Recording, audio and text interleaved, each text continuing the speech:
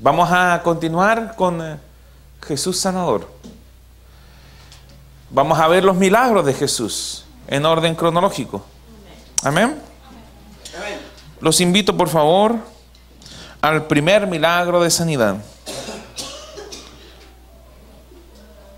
La sanidad del hijo de un funcionario. Vamos, por favor, a Mateo 4. Mateo 4.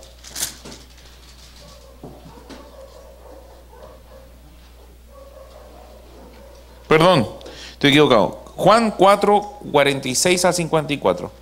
Juan 4,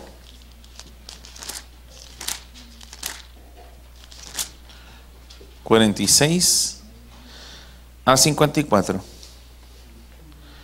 Jesús sana al hijo de un noble, dice así.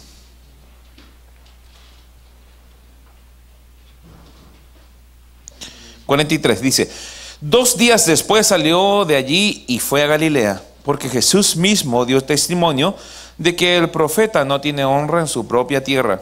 ¿De dónde salió? Evidentemente de Nazaret, ¿no? Ok.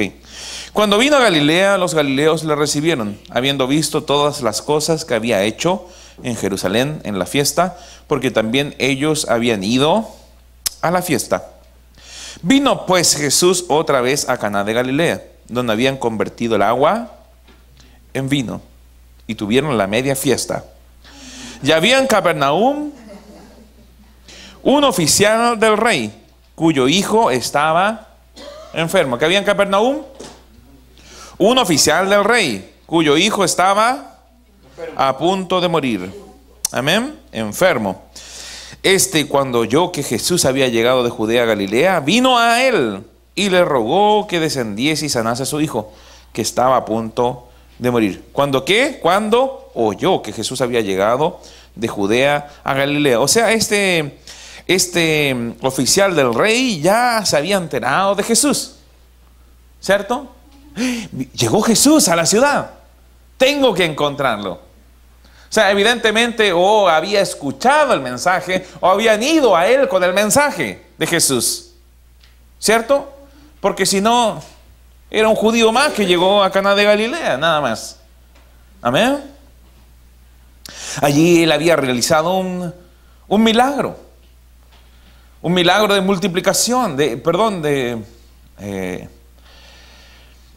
transubstanciación. Transformó el agua en vino. Amén. Y no en cualquier vino, en un gran reserva. Aleluya.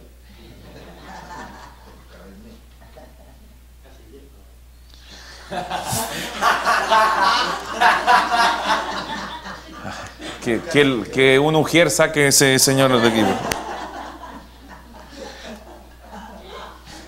Aleluya. Cuando oyó que Jesús había llegado de Judá a Galilea, vino a él. ¿Se da cuenta? Vino. No, nada que ver. Vino a él y le rogó que descendiese y sanase a su hijo, que estaba a punto de morir. Entonces Jesús le dijo: si no viereis señales y prodigios, no creeréis. ¿Se da cuenta de lo que dice? Las señales y los prodigios ayudan al creer. Amén. El oficial del rey le dijo: Señor, desciende antes que mi hijo muera. Jesús le dijo: ve, tu hijo vive.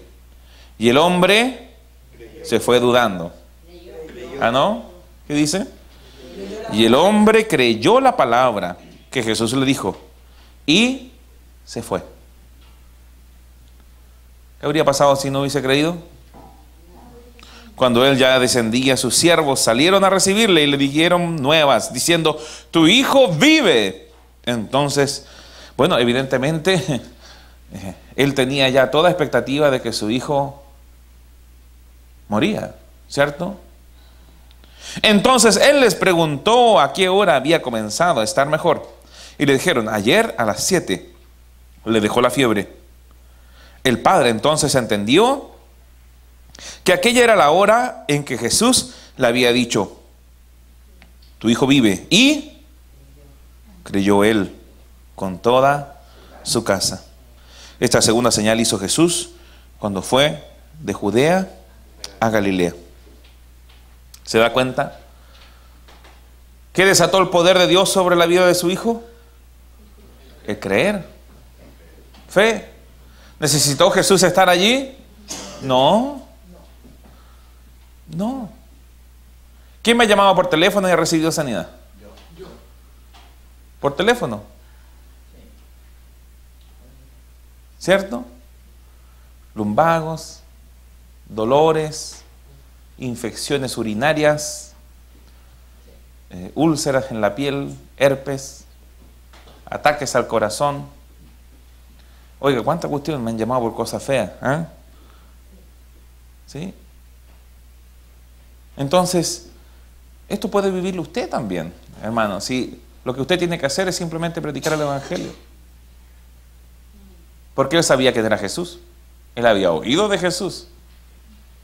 Él sabía el milagro que se había realizado ahí, en la boda. Quizás estuvo en la boda. No lo sabemos. Era un oficial del rey. Tiene que haber sido importante. Para las bodas se invitaban a las autoridades. Tiene que haber probado ese vino. Quizá, ¿no? Quizás se sentó con Jesús y Jesús le compartió su palabra. No lo sabemos. Pero él sabía que Jesús era el ungido y que había venido a sanar a los oprimidos. Si no, no la habría buscado. Amén. Pero esto es importante. Él le buscó. Él le buscó. Recién hablaba con Carlita. Se asomaron lágrimas de sus ojos. Y ¿sabe qué? A veces a los que somos pastores, discipuladores, maestros, nos invade una desazón y tenemos que lidiar con ella. ¿Por qué? Porque estamos velando por las ovejas, ¿ok? Y les enseñamos a las ovejas a vivir lo mejor de Dios. Pero de repente como que no escucharon, como que no practicaron. Y esto nos entristece. Pero ¿sabe qué? Creo que debemos de guardar un equilibrio en esto. Porque a veces se los hacemos muy fácil. A veces se los hacemos muy fácil. Estamos encima, preocupados. Los llamamos. Vamos a sus casas. Nos acercamos a sus comunas. Les enseñamos. Pero no se congregan, van de vez en cuando, o no van de frentón. No, es que estábamos cansados. Y resulta que empiezan a vivir cosas que no tienen por qué estar viviendo. Y eso entristece, porque son tus hijos. Si tú ves a tu hijo que tu hijo está mal, ¿te pone feliz? No. ¿Cierto que no? Mucha la tristeza. Sobre todo si no puedes intervenir, decirle, oye. Porque ¿qué pasa? Si a veces insistimos mucho, la persona se molesta. Entonces, yo les pido que guardemos el equilibrio en esto. Mire, sí, estamos para ellas, pero ¿buscan a Cristo? ¿Lo buscan como este oficial? ¿Van a Él? ¿Son como este paralítico? Mire, vamos más adelante. Vamos por favor a... Vamos por favor a Mateo 9, del 2 al 8. Mateo 9.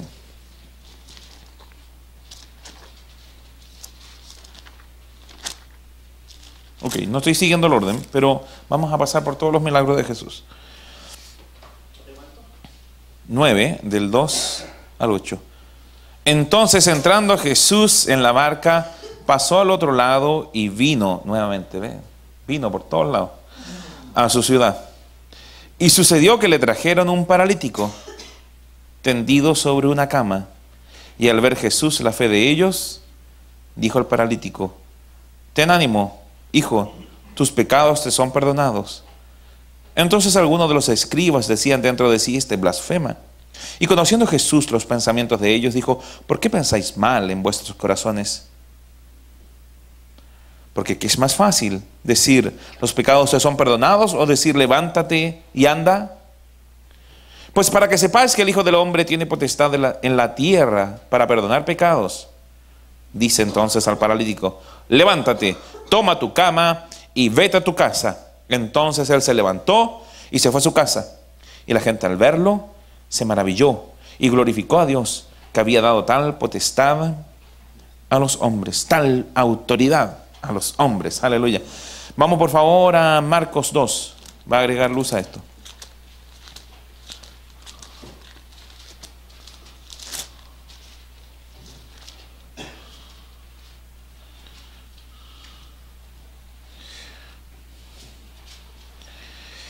Jesús entró otra vez en Capernaum después de algunos días y se oyó que estaba en casa.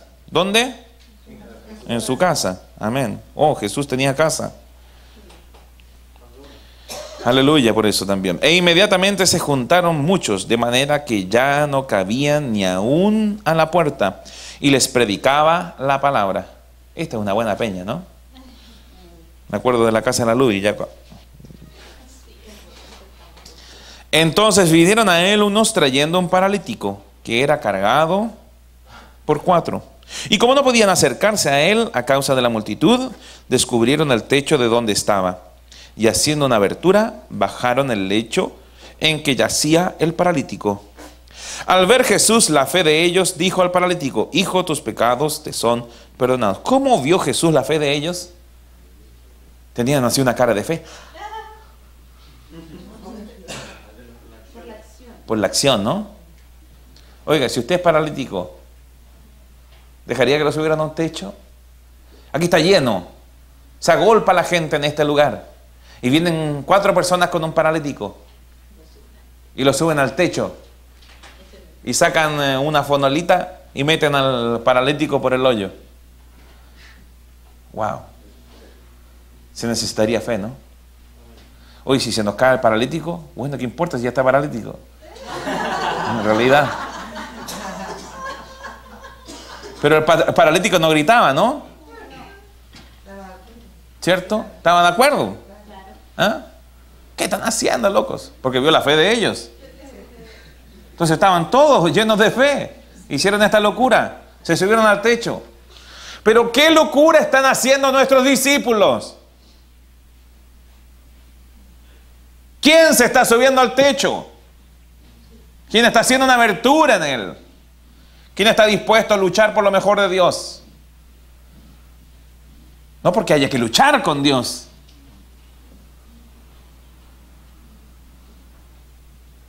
sino que me estoy refiriendo a quién tiene ganas de tomar lo mejor de Dios.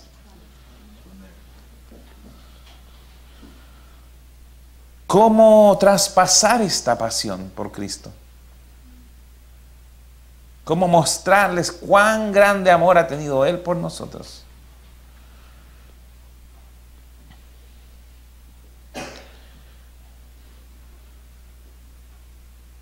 Al ver Jesús la fe de ellos, dijo al paralítico: hijo, tus pecados te son perdonados. El paralítico podría haber dicho: yo no vine a que mis pecados sean perdonados. Yo vine a ser sanado. ¿Por qué Jesús perdona sus pecados? Porque el pecado tiene directamente relación con la enfermedad. Así es. Tengo problemas con la diabetes. Ah, bueno. Y muy bueno para el diente. Tomabas mucho. Sí, la verdad. Sí. Ah. Ok. O tengo tal enfermedad venérea. Ah, ya. Y soy virgen. Ah, sí, cuento otro. ¿Sí o no? Promiscuidad. ¿Me comprende lo que le quiero decir o no? Claro, embriágate todos los días si estás embarazada. ¿Qué va a pasar con tu hijo? Va a vivir las consecuencias de tu pecado.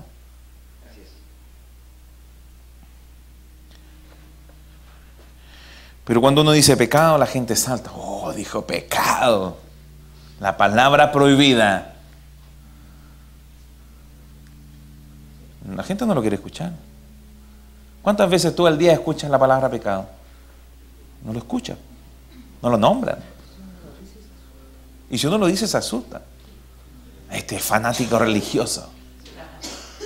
Di en un lugar lleno, di pecado. ¿Quieres llamar la atención? Di pecado. Todos te van a mirar. Todos te van a mirar. Di un garabato, di cualquier cosa, pero no te va a mirar nadie. Y tu hermana te va a decir, oh, igual para ti, no sé, escoba.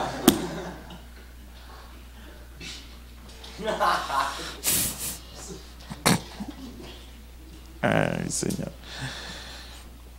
Este es el mejor chiste. Me llamaste al ministerio. Aleluya. Estaban allí sentados algunos de los escribas, los cuales cavilaban en sus corazones. ¿Por qué habla este así? Blasfemias, dice. ¿Quién puede perdonar pecados sino solo Dios? Y conociendo luego Jesús en su espíritu que cavilaban de esta manera dentro de sí mismos, les dijo: ¿por qué caviláis así en vuestros corazones? ¿Qué es esto? Una palabra de conocimiento. ¿Qué es más fácil decir al paralítico, tus pecados te son perdonados? O decirle, levántate, toma tu leche, tu lecho y anda. ¿Qué es más fácil? Discúlpeme, ya es la hora, ¿no? ¿Qué es más fácil decir al paralítico, tus pecados te son perdonados? O decirle, levántate, toma tu lecho y anda. O sea, si yo le digo, levántate, toma tu lecho y anda, y si levanta, toma su lecho y anda, bueno, ¿sus pecados no fueron perdonados? Pues para que sepáis que el Hijo del Hombre tiene potestad en la tierra para perdonar pecados. ¿Por qué Hijo del Hombre? Porque él se identificaba con la humanidad. Hijo del Hombre significa, para que sepáis que el humano, un hijo del hombre,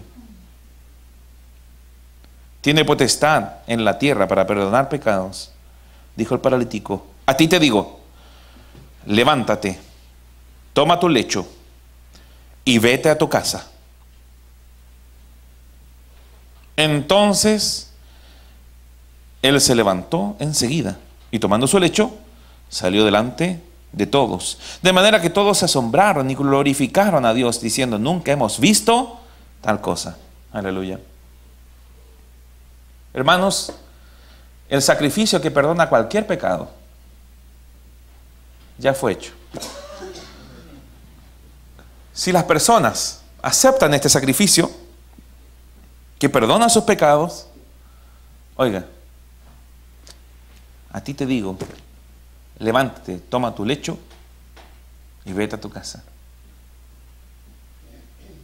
Hablarle a una enfermedad no cuesta nada. Comienza a hablar a la enfermedad. ¿Hace cuánto tiempo que no le hablas a una enfermedad? ¿Hace cuánto tiempo que no le hablas a un dolor de cabeza? ¿O lo has hecho alguna vez? Quizás sea tiempo de comenzar a hacerlo. Hablarle con autoridad. Si te das cuenta, le dice al paralítico, a ti te digo, levántate, toma tu lecho y vete a tu casa. ¿Por qué no solamente levántate?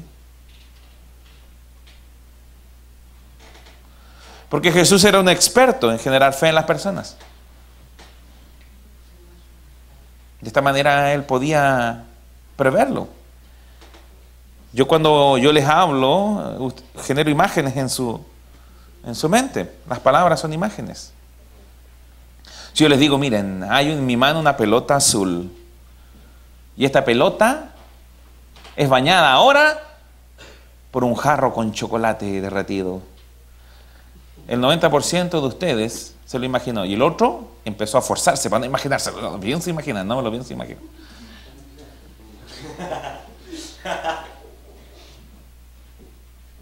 Las palabras son imágenes. Jesús ayudó a su fe. ¿Qué quería este hombre sino ir a casa caminando? ¿Quería o no? ¿Sí o no? ¿Estás enfermo? ¿Qué estás dejando de hacer? Comienza a verte haciendo lo que quieres hacer de la manera correcta. Amén.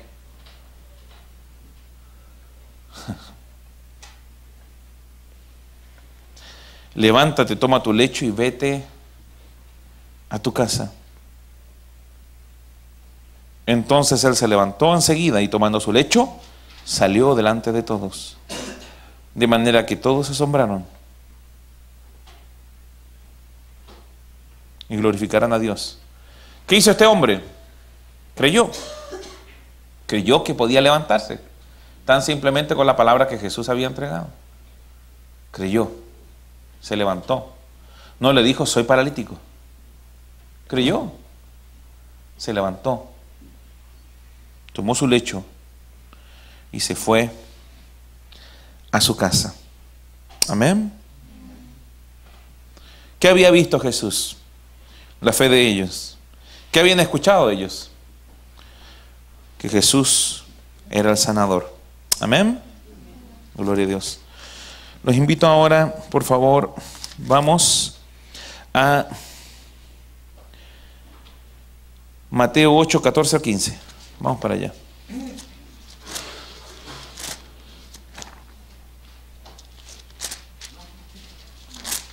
Mateo 8, del 14 al 15.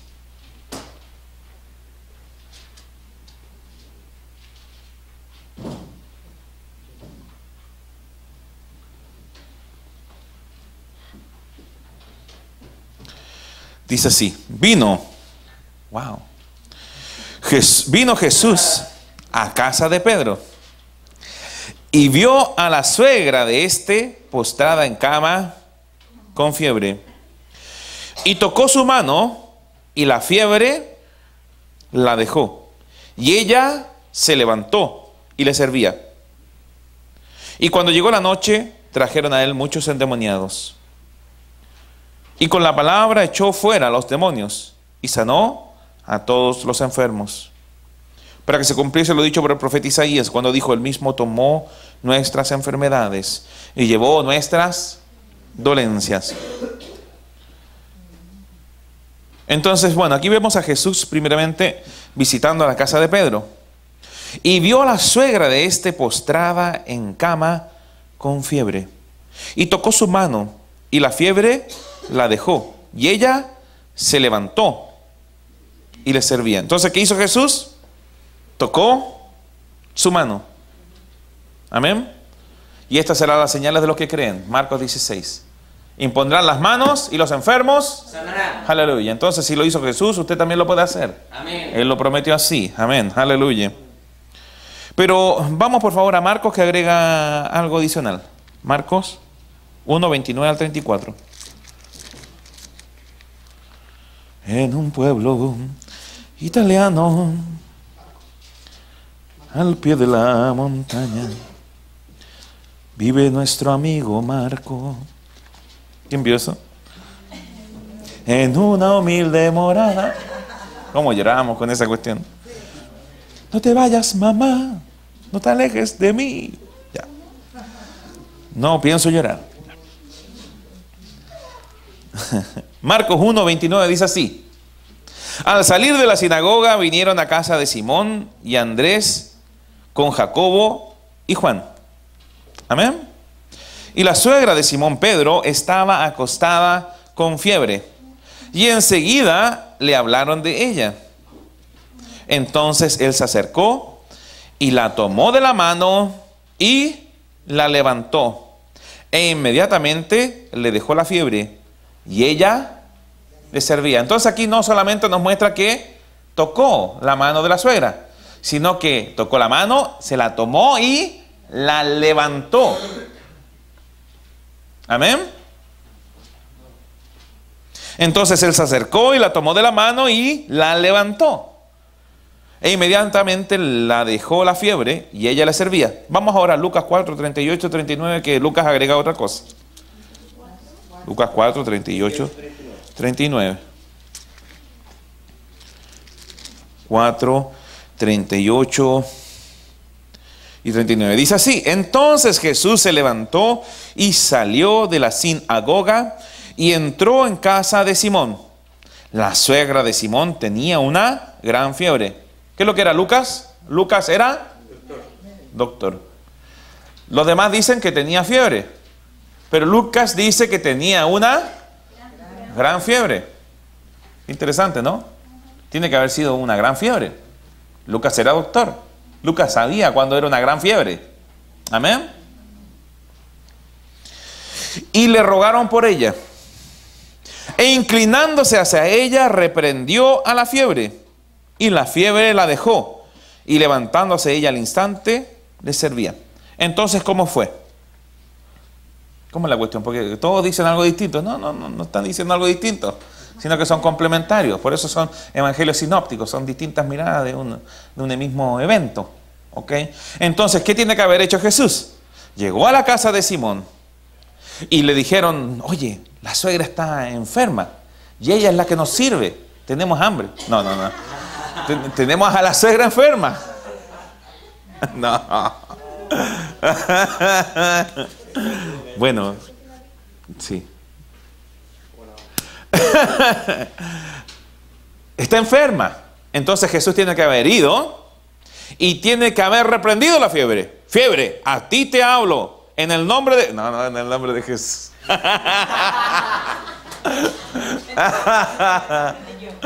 Ya estoy cansado. Sí, lo decía en broma. Fiebre, a ti te hablo, déjala. Levántate, mujer. Amén. ¿Comprende? Reprendió la fiebre, tomó su mano y la levantó. ¿Y la fiebre? La dejó. Amén. ¿Dónde estamos aquí? Me perdí.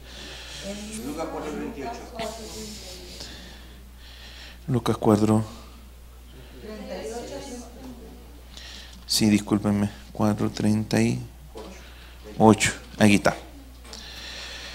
La suegra de Simón tenía una gran fiebre y le rogaron por ella. Inclinándose hacia ella, reprendió la fiebre. Amén. Marcos y Mateo agregan: tocó su mano y la levantó. Y la fiebre la dejó. ¿Qué hizo la fiebre? La dejó. Amén. Y levantándose ella al instante, le servía. ¿Qué es lo que había en ese ambiente? Porque estas son cosas importantes. ¿Qué había en ese ambiente? Había fe. Había fe. ¿Sabe que en una oportunidad había una de las niñas en la iglesia con mucha fiebre? Y la mamá insistió: no, vamos al servicio, vamos al servicio. Y partieron al servicio, llegaron con el papá y empezamos a orar por ella. Y la fiebre se fue. Pero llegó el papá preocupado: ¿cómo está mi hija? Mi hija está enferma, mi hija está enferma. Y la fiebre subió. Oye, no, si sabes que está bien. Y le tomamos la fiebre y le subió la fiebre. Entonces, ¿sabes qué? ¿Por qué no más para allá? Y oramos de nuevo y le bajó la fiebre. Y él en ese intertanto fue a comprar remedios. Y llegó con remedios, con jarabe y con no sé cuántas cosas. Cuando llegó le subió la fiebre. Ejercía tanta incredulidad que le subía la fiebre. Tuvimos que explicarle: oye, compréndelo. La incredulidad es una fuerza, hermanos, que se opone a la fe. Jesucristo no pudo hacer muchos milagros en su ciudad natal. Y la palabra dice: por la incredulidad de ellos. Solamente sanó a algunos imponiéndoles las manos. La incredulidad frena la sanidad. Mas si tú crees, puedes recibir sanidad.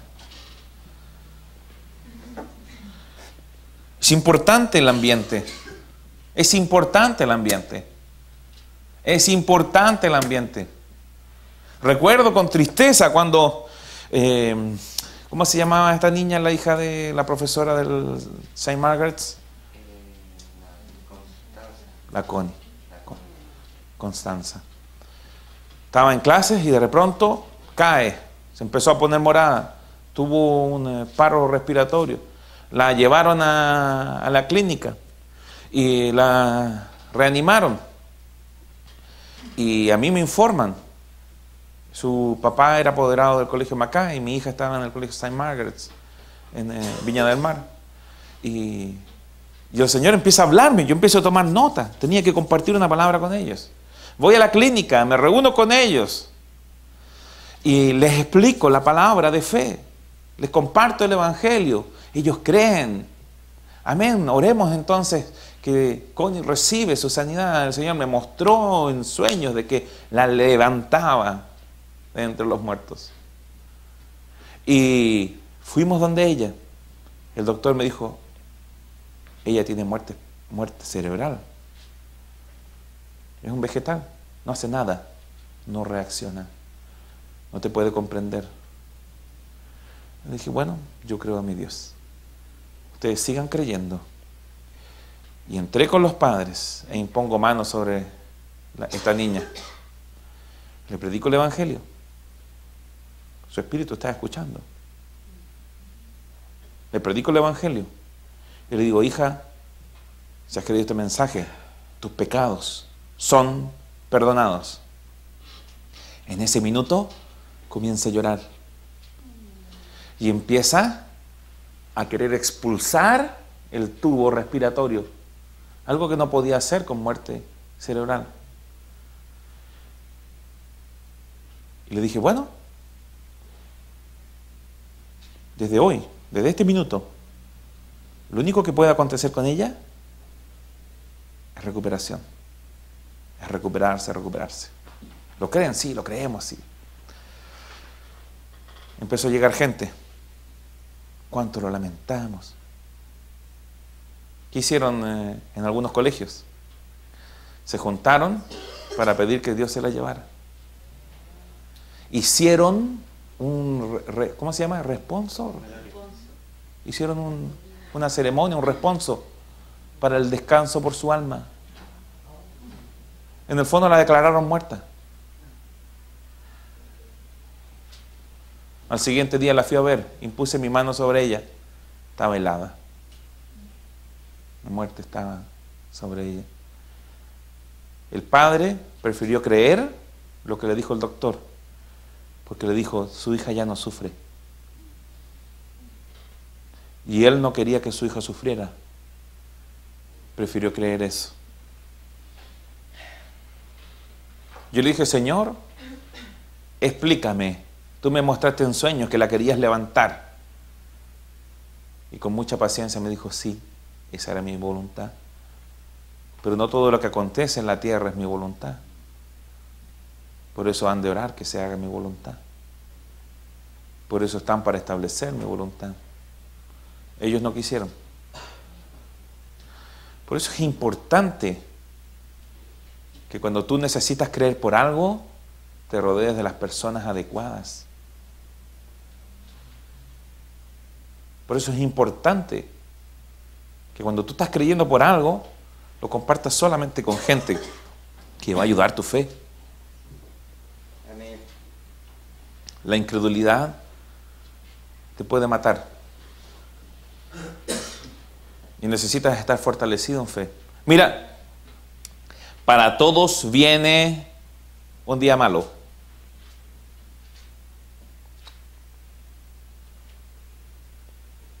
Sí, pero pastor, la palabra nos enseña que el Señor nos lleva siempre en triunfo. Sí, sí, pero ¿tú crees que después de que tu padre pase los 70, 80 años y muera, no va a ser un día malo para ti?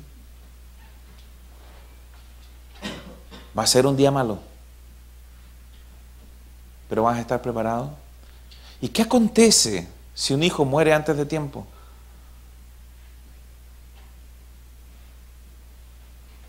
¿Cuándo es tiempo, dirá usted? Bueno, cuando dice la palabra. con todo serán los años del hombre 70 años y en los más robustos 80. Aleluya. Todo lo demás bendición de Yapa. ¿Me comprende lo que le quiero decir? El Señor determinó que cada criatura que viene a la tierra viva no menos de 70 años. Entonces, ¿qué pasa con las personas que se van antes de eso? Dios no se las llevó. No estoy diciendo que no están en el cielo. Tampoco estoy diciendo que están en el cielo. Eso depende si creyeron en Jesucristo como Señor y Salvador.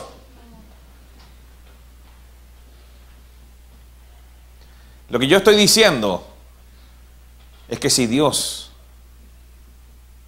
te da un hijo, si Dios le da vida a alguien, es para que la disfrute hasta no menos de los 70 años.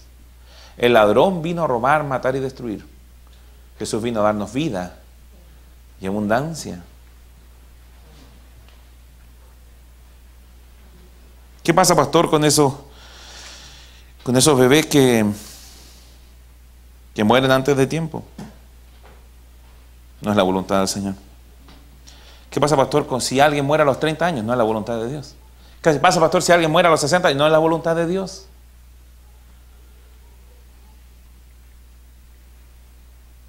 No es la voluntad de Dios.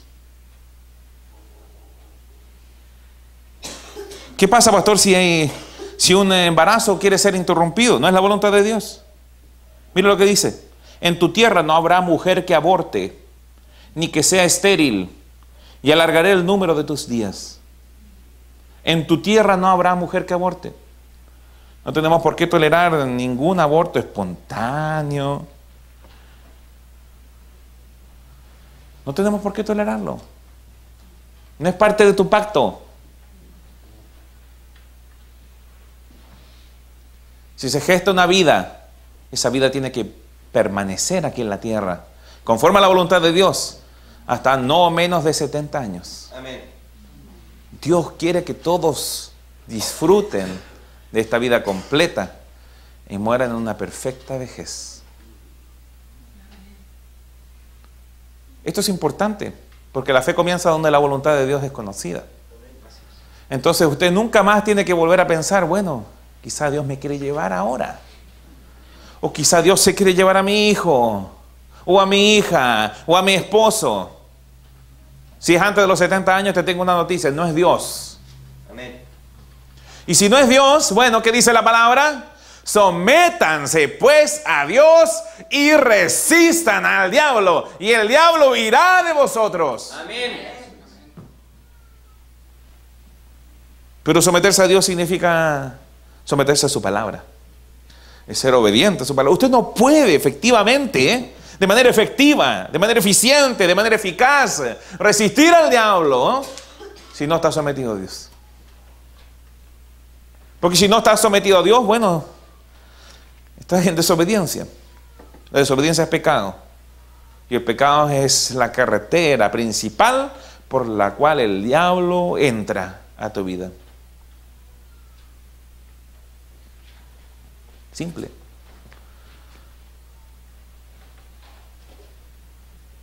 Simple. Simple, es muy simple. Aleluya. Mira, aún así, si estás equivocado, el Señor puede arreglarlo. ¿Ok?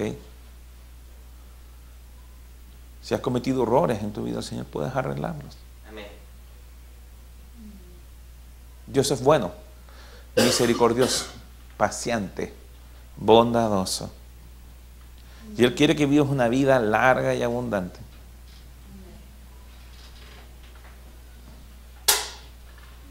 Es un asunto de fe. No se trata de Dios. Se trata de ti.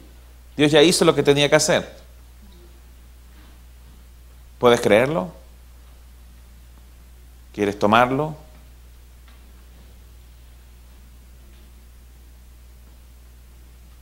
Depende de ti. ¿Estás dispuesto a someterte a Dios? ¿Estás dispuesto a ser para su uso exclusivo? ¿Qué dice la palabra en Santiago? ¿Hay alguno enfermo entre ustedes? Llame a los ancianos. ¿Y qué hacen los ancianos?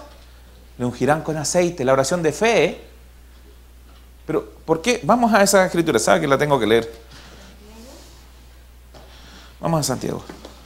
Estamos en Santiago, pastor. Ah, qué brillante. Estamos en Recoleta. Santiago de la Compostela.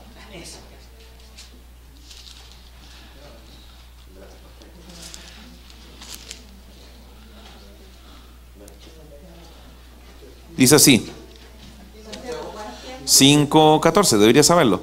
¿Está alguno enfermo entre vosotros? Llame a los ancianos. No está diciendo allí a los viejitos, sino que llame a los presbíteros. Amén. A los pastores de la iglesia. Y oren por él, ungiéndole con aceite en el nombre del Señor. Y la oración de fe salvará al enfermo. ¿Sabe qué? Yo pasé tantas veces por alto este asunto del aceite. Dije, Señor, pero yo creo que impongo las manos y las personas sanan. Yo creo que fluye aceite de mis manos. Aleluya. Sí, lo creo. Amén. Pero esto tiene un significado especial. ¿Se acuerda cuando el Señor nos dijo que debíamos restaurar la mesa? Así es. Ok. ¿Quiénes somos nosotros? Somos instrumentos en esta mesa. Amén. Los instrumentos eran ungidos por el sacerdote. Y la unción, ¿qué significaba? Santificación, separación, uso exclusivo. Amén. ¿Comprende usted que Dios le sana para que usted le sirva? Amén. Aleluya. Dios te sana para que le sirvas.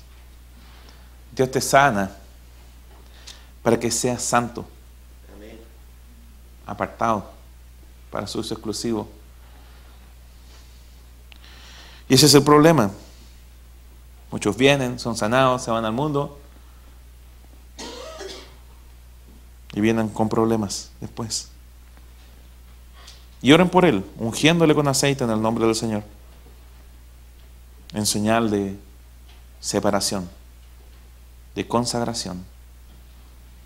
Y la oración de fe salvará al enfermo. ¿Sabe qué? Yo tengo que predicar el domingo sobre esto. Definitivamente. Os es necesario que se consagren al Señor. Les es necesario. Por eso el apóstol Pablo decía, ya no vivo yo, más vive Cristo en mí. Amén. Aleluya. Ya no hago lo que yo quiero. Fui comprado por precio de sangre. Si bien soy hijo de Dios, decido tener una actitud de esclavo de Jesucristo. Fui comprado por precio de sangre y ya no vivo yo, sino vive Cristo en mí. Y yo hago lo que Él quiere. Me junto con quien Él quiere, tengo las relaciones que Él quiere, hago lo que Él quiere, gasto el dinero en lo que Él quiere. Ya no me mando solo. Amén. Mi vida está dedicada y consagrada al Señor. He sido santificado. He sido separado. Eso significa ser santificado. He sido separado para el uso exclusivo de Dios. Yo soy Dios celoso. El celo es divino. El celo es amor. No estoy hablando de celotipia. Estoy hablando de la enfermedad. Estoy hablando de un celo. Cuando yo veo que un hijo anda en el mundo, yo tengo celo. Tengo celo de él. El Espíritu os anhela celosamente. El Espíritu mismo te anhela. No quiere que te mezcles con el mundo. No quiere que te contamines. Quieres que seas santo, exclusivo. Él es el novio. Cristo es el novio. ¿Qué te parecería a ti si tu novia se anda metiendo con todos los chiquillos del barrio? Le prende una vela a cada santo. Triste, ¿no? ¿Sí o no? Él es fiel. Él permanece fiel. Aunque tú seas infiel, Él permanece fiel y justo para perdonar nuestros pecados, nuestras infidelidades y limpiarnos de toda maldad, purificarnos ungirnos y separarnos nuevamente.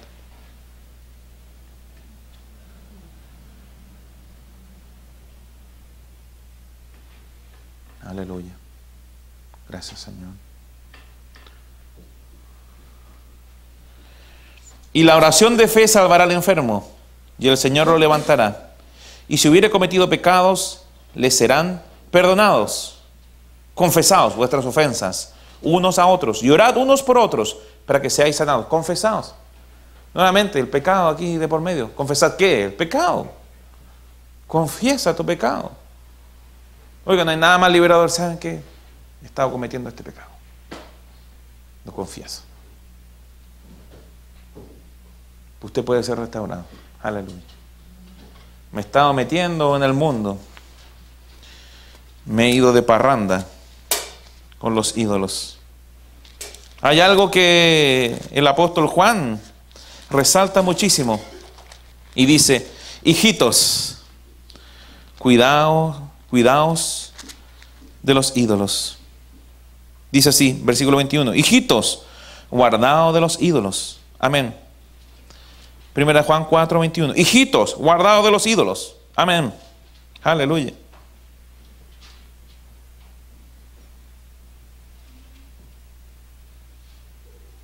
Mira lo que dice. Versículo 18. Primera Juan 4, 18. Dice: sabemos que todo aquel que ha nacido de Dios no practica el pecado. Aleluya. Amén. Pues aquel que fue engendrado por Dios le guarda, y el maligno no le toca. Ayer Manuel me envió el testimonio de Vilma de Sousa. Yo creo que esa Vilma de Sousa vino a ser ministro del gobierno de Lula. Ministro de Estado del gobierno de Lula. Fue ministro de Recursos Naturales. Si no me equivoco, es la misma Vilma de Sousa. Una prédica que dio como 2 años siempre la llamó presidente. Bueno, sí, Vilma de Sousa fue ministro de gobierno de Estado en Brasil. Esta mujer hacía brujería desde pequeñita. La metieron en la Umbanda, el Quimbanda, el Candomblé. Brujería. Y en una oportunidad fueron a pedir un trabajo para matar a una cristiana. Y ella invocó al espíritu de Lucio. Y se le apareció Lucio, que después vino a saber que era Lucifer. Y le dijo ella: necesito un trabajo, nos han contratado para matar a esta mujer cristiana. Yo no sé de qué se trata esto, nunca he escuchado sobre los cristianos, pero hay que matarla. Y Lucio le dijo: no bebidas nada contra una cristiana, porque no puedo hacer nada contra el espíritu que está en ella. Y ella allí se dio cuenta de que existía un espíritu mayor, superior al que ella estaba adorando. Eso le dijo que había un espíritu mayor que era más fuerte que él. ¿Comprenden esto? Mira lo que dice aquí. Aquel que fue engendrado por Dios le guarda, y el maligno no le toca. Sabemos que somos de Dios y el mundo entero está bajo el maligno. Pero sabemos que el Hijo de Dios ha venido y nos ha dado entendimiento para conocer al que es verdadero. Y estamos en el verdadero, en su Hijo Jesucristo. Este es el verdadero Dios. ¡Aleluya! Que te quede claro. Gloria a Dios. Este es el verdadero Dios. Jesús no es un simple hombre. Es el verdadero Dios. Este es el misterio de la piedad. Dios manifestado en carne. Aleluya. Justificado en el Espíritu. Aleluya. Visto de los ángeles. Predicado a los gentiles. Creído en el mundo y recibido arriba en gloria. Aleluya. Este es el verdadero Dios. Aleluya. Pero mira cómo termina. Hijitos, guardaos de los ídolos. ¿Qué es un ídolo? No solamente esos de yesos son ídolos. Tu auto puede ser un ídolo. Tu carrera puede ser un ídolo. O tus grandes conocimientos, tu intelectualidad puede ser un ídolo. O el poder, o las relaciones, o tu mujer, o tu esposo, o tu hijo. Puede ser un ídolo. El sexo puede ser un ídolo.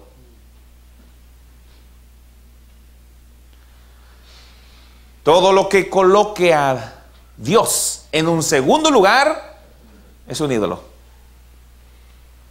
Y usted me podrá decir, sí, pero yo no tengo ídolos. ¿Dónde estabas el domingo?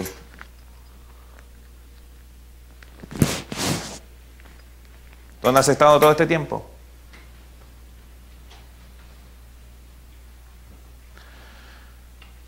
¿Adorándote a ti? ¿Dando lo mejor de ti para ti mismo? ¿Eres tu Dios? Esta fue una de las preguntas que salimos a hacer. ¿En qué crees? Yo creo en mí mismo. ¿Podríamos decir que tú eres tu Dios? Sí, yo soy mi propio Dios. ¿Eres tú tu propio Dios?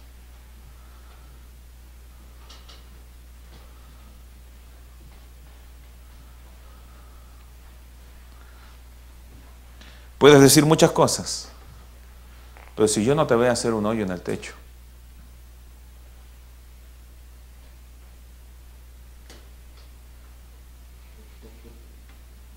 por favor no lo haga. Eso es algo en sentido figurado. Amén. Al menos no hasta que llegue el verano. Ok. Gloria a Dios. Gracias, Señor.